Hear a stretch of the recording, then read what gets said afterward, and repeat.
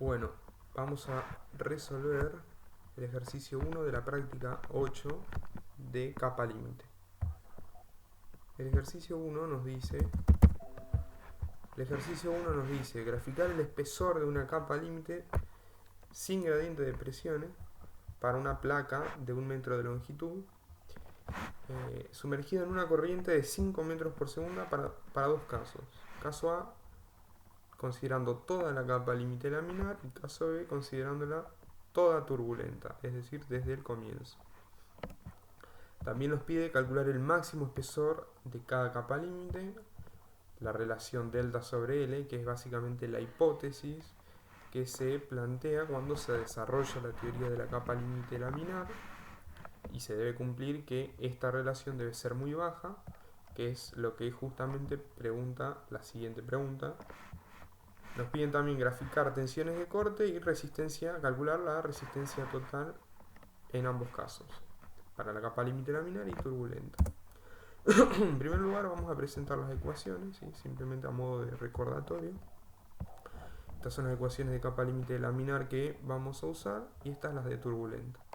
Tenemos en primer lugar el espesor de capa límite, en segundo lugar las tensiones, y en tercero la resistencia, que no es más que la integración de las tensiones.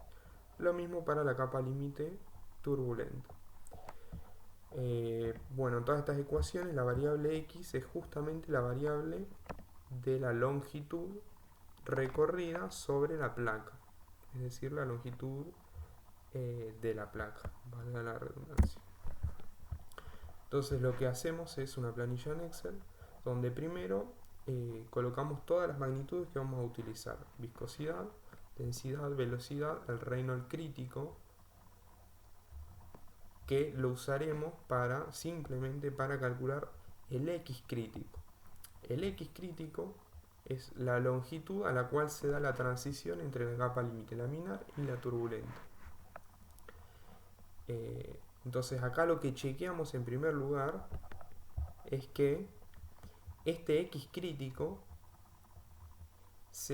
no esté, digamos, dentro de la longitud de la placa.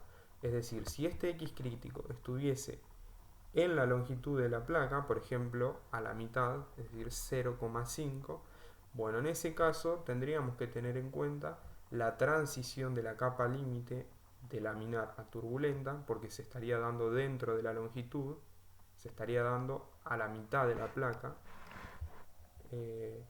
Y bueno, en ese caso, en la fórmula de las tensiones y bueno, también los espesores, tendríamos que tener en cuenta esa transición.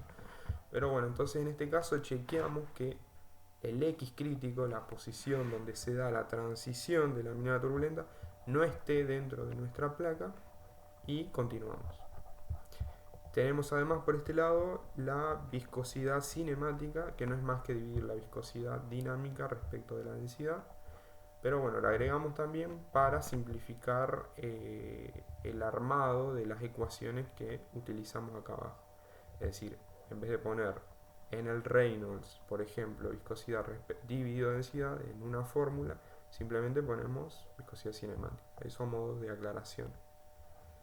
Entonces empezamos. La primera columna es la longitud de la placa discretizada de 0 a 1 metro.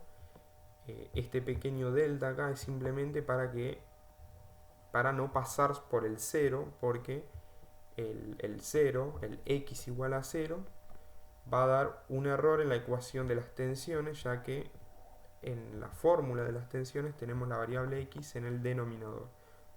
Entonces simplemente por eso nos corremos del 0 en 1 milímetro. Graficamos el espesor de la capa límite laminar con la fórmula de Blasius. Graficamos acá la capa límite la turbulenta con su respectiva fórmula. Llegamos a estas dos columnas. Vemos que el máximo espesor, si toda la capa límite fuese laminar, sería de 8,6 milímetros, y el máximo espesor de la capa límite turbulenta, considerándola turbulenta desde el comienzo, sería de 2,6 centímetros. ¿Qué es lo que vemos acá? Son las relaciones del máximo espesor respecto de la longitud, en el caso laminar, y en porcentaje nos queda 0,86%. Lo mismo para la capa límite turbulenta, el máximo espesor respecto de la longitud, nos queda 2,6%.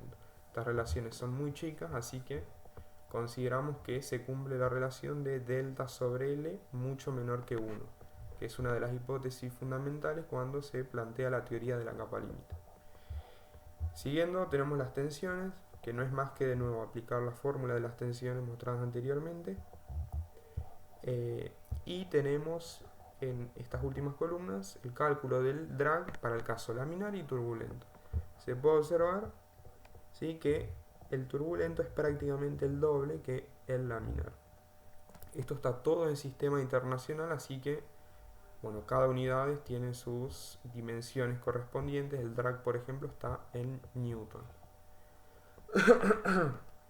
En este caso estaría en Newton por metro porque no estamos considerando la variable profundidad, es decir, la profundidad de la placa. Solo estamos considerando la longitud. Es decir, estas magnitudes serían para valores de 1 metro de profundidad de placa. Bueno, continuando, tenemos los gráficos. Por este lado tenemos la capa límite. En azul la capa límite laminar, en naranja la turbulenta. Vemos que la turbulenta crece más rápido. Y por otra parte tenemos las tensiones. Vemos que las tensiones turbulentas son mayores, como deberían ser, que las tensiones laminares. Y vemos el inconveniente que decíamos en 0, que en x igual a 0, como x se encuentra dividiendo en la fórmula de las tensiones tienden a infinito.